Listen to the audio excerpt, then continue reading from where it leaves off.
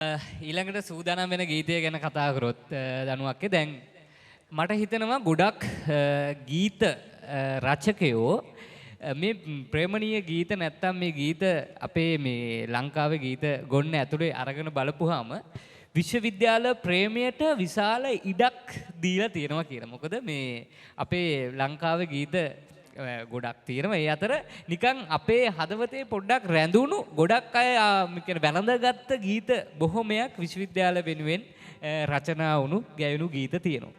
ඉතින් මේ ඒ අතර ඕන තරම් තියෙනවා. දැන් ඒ අතර මේ පේරාදෙණි විශ්වවිද්‍යාලය කියන එක ගැන ටිකක් වැඩිපුර කතා බහට ලක් වෙලා තියෙනවා. මම හිතන්නේ අර හන්තාන වගේ පරිසරය හන්තානට විතරද ප්‍රේම කරන්න පුළුවන්. ඔව් ඒක තමයි ඒකත් ප්‍රශ්නයක් නෑ. හැබැයි ඒකට උත්තරයකුත් තියෙනවා. මොකද මේ දැන් ඔය සමනල වැව පුරවන්නට බෙලිහුල් හොය ගලාබසි වගේ සබරගමු විශ්වවිද්‍යාලය ගැන ලියපු ගීත තියෙනවා.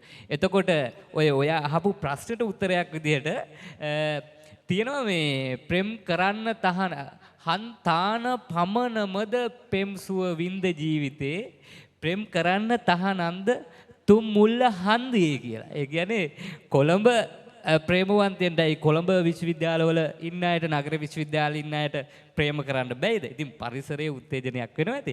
හැබැයි අපි මේ තෝරගත්තු ගීතයත් විශ්වවිද්‍යාල සම්බන්ධ ගීතයක්. මේ තරුණයාට විශ්වවිද්‍යාල වරන් හම්බෙන්නේ නැහැ. හැබැයි ඔහුගේ පෙම්වතියට විශ්වවිද්‍යාල වරම් ලැබෙනවා. මේ ඔයයි මමයි වැඩිපුර කතා කරපු පේරාදෙණියේ නෙමෙයි කොළඹ නගර ආසන්න විශ්වවිද්‍යාලයක්. සමහර විට මේ කොළඹ විශ්වවිද්‍යාලයම වෙන්නත් ඇති. හැබැයි මේ තරුණයා මේ තමන්ගේ පෙම්වතියව කොළඹ විශ්වවිද්‍යාලයට යවුවට ඔහු ප්‍රේමණීය නීති රීති බොහොමයක් ඇයට දාලා තමයි යන්නේ. ඔහු කියනවා මට මැරෙන්න හිතෙනවා. ඔයා නැතුව මට ඉන්න බෑ. මට මිය දෙන්න හිතෙනවා. මට පුදුම වේදනාවක් තියෙනවා ඒ සම්බන්ධ. ඔහු කියනවා නගරේ ඔයා හරි කිරිකෝඩුයි. ඔයා මේ නගරයට අලුත්. ඒ නිසා පරිස්සම් වෙන්න. ඔය හැන්දෑ වරුවලට එහෙ මෙහෙ යන ජෝඩු දකි. ඒ ජෝඩු දිහා බලන්න එපා. මේ ඇත්තටම මේක නීතියක් විදියට නීති දැම්මා කියලා අපි හිතුවට ඉතින් ප්‍රේමේදී මෙහෙම තමයි. ඔව්තුමා දැන් මෙතෙන්දි ප්‍රශ්නයක් තියෙනවා. මේ ගමේ අහිංසක කොළු ගැටෙක්. ගමේ අහිංසක එදා වේල හොයාගෙන කන කුලී වැඩ කරන කොළු ගැටෙක්ට ආදරය කරන්නේ විශ්වවිද්‍යාලේ වරම් ලබන. ඔව් දැන් මෙහෙමනේ. දැන් විශ්වවිද්‍යාලයට යන්නේ මේක මොහොතකනේ. එතකන් ඒ දෙන්නම එක ස්තරයක ජීවත් වෙන අය. දැන් ඔය අපි වැඩිපුරම අහලා තියෙන හන්තානට පායන සඳ ගීතයේත් ඔය පෙම්වතාට විශ්වවිද්‍යාලේ යන්න හම්බෙන්නේ නැහැ. පෙම්වතිය විශ්වවිද්‍යාලයට යනවා. හැබැයි ඒ පෙම්වතා ටිකක් වෙන විදිහේ වැඩක් කරන්නේ. එයා කියනවා හන්තානට පායන සඳ ඔබට හැකිය දකින්න මට බලන්න බැරි වෙච්ච පුරහඳ ඔයාට දකින්න පුළුවන්. ඔයා එක බලන්න. ලතා මඩුළු අතවනාවි එපාහක බලන්න මා ගැන මතකය ගුලි කර මහවැලිය මාව අමතක කරන්න. මාව මහවැලියට දාන්න කියලා එයා පොඩ්ඩක්. එතකොටත් මේ පෙම්වතියට මට හිතෙන්නේ නිකන් වෙන නීතියක් තමයි දාන්නේ. නීතියක් නෙමෙයි වෙන විදිහකට කියනවා මාව අමතක කරන්න කියන එක ඇතුළෙම මතක් කරන්න කියලා ඉඟි කරනවා. ඒ සිතුවිලි ඇතුලේ තියෙන්නේ ඔයත් පුළුවන් නම් ඔය ගමන නොගිහින් ඉන්න දෝ කියලා මට නම් හිතෙනවා. එහෙම වෙන්නත් පුළුවන්. ඉතින් මේ රවි සිරිවදර කියන මේ මෑත කාලේ අපේ හරි අපූර්ව දක්ෂ කවියෙක් ඉන්නවා. ඉතින් ඔහුගේ කවි පොතක ලියනවා ප්‍රේමය කොයි වගේ වෙන්න ඕනේද කියලා. මගේ අත්පසු රෙන් මිදෙද්දිත් එපා වී ආපසු හැරෙද්දිත් නින්ද බිඳ මත කෙට වඩම්මන ප්‍රේමයක් නම් තමයි ලස්සන. එවූ පණිවිඩයෙන් රිදෙද්දිත් වචන මූනිසම් ඇනෙද්දිත් එකම ආදර වතුර විතකට මග බලන ප්‍රේමයයි ලස්සන. ඔහු කියන්නේ එහෙම. ඉතින් මේ ගීතය අපි රස විඳින්න ආරාධනා කරමු. මේ ගීතය මුල් ගැයුම සුනිල් එදිරිසිංහයන්, ගේ පද රචනාව වසන්ත කුමාර කොඹවක, සංගීතය සපයා තිබෙන්නේ රෝහණ වීරසිංහයන්. ඉතින් අද ගැයුම සේනුජ සස්සිල බණ්ඩාර අපේ ආදරණීය පුතා අපේ වාදයේ උන්දයත් එක්ක. ඉතින් අද රංගනයෙන් එකතු වෙන්නේ කවුද? රූපණකාරයෙන් එකතු වෙනවා හලාවත ආනන්ද ජාතික පාසලේ ආදරණීය දක්ෂ පුතණුවෙක් රණුචිත පුතා, ඒ වගේම හලාවත කාමේල් බාලිකා විද්‍යාලයේ අපේ සඳුනි ආදරණ දියණිය. ඔබට ඒ රසවින්දනය මෙතෙන් සිට රූපණකාරයෙන් එකතු වෙනවා.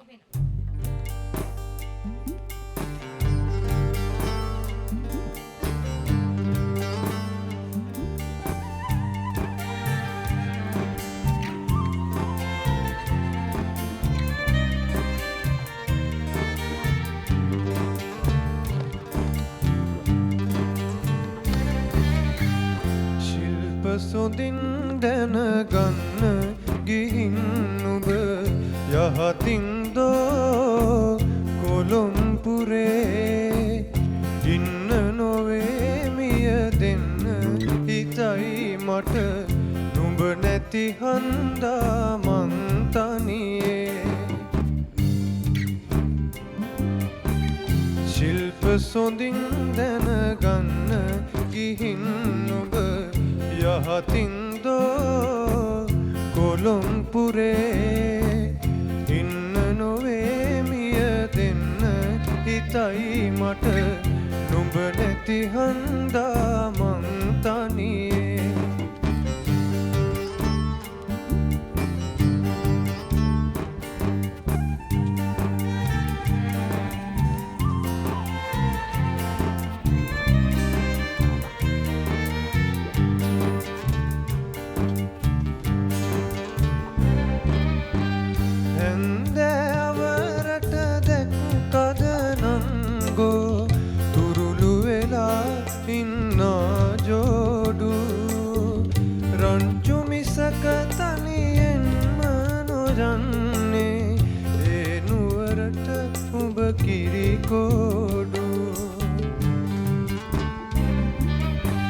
ශිල්ප සොඳින් දැනගන්න ගිහින් ඔබ යහතින් දෝ කොළොම්පුරේ ඉන්න නොවේ මිය දෙන්න හිතයි මට නුඹ නැති හන්දා මං තනියේ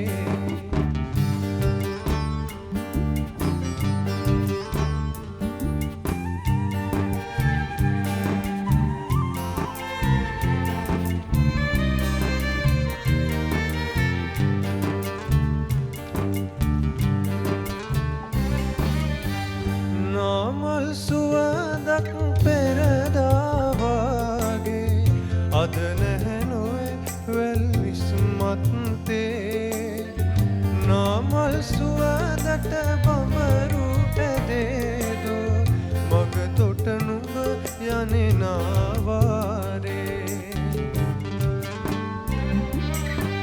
ශිල්ප සොඳින් දැනගන්න ගිහින් ඔබ යහතින් දෝ කොළොම්පුරේ ඉන්න නොවේ මිය දෙන්න හිතයි මට නුඹ නැති හන්දා මං තනියේ